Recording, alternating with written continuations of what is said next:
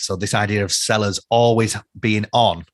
And I'd love to get your take on that. Like, how do you think sellers can switch off in the modern world of notifications and LinkedIn popping off and all that kind of stuff?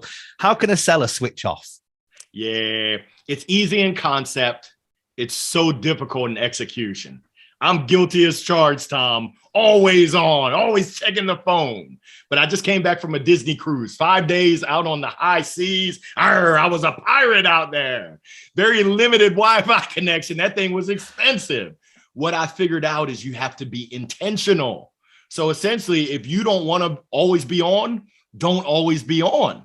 If you leverage your calendar like I do, go ahead and calendar in. I'm out of office. I'm over and done. I'll see you tomorrow. Unless it's an emergency, then you can call the bat phone. I'm off.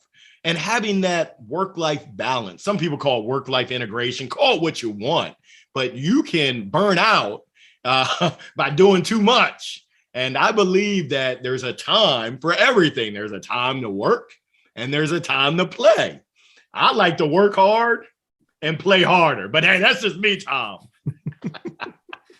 So there's a top tip then. If you want to switch off, go on a Disney cruise, like Larry did.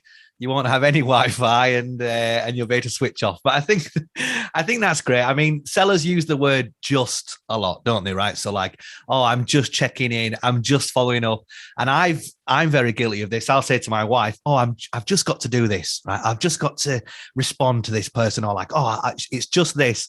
But I completely agree with you, right? Actually switching off and actually unplugging, it's good for the soul, right? And similarly to you, Larry, you know, family is a huge driver for me as well, and I'm sure a lot of people listening will relate to that. So I love that message. What a fantastic message today. Big time, big time.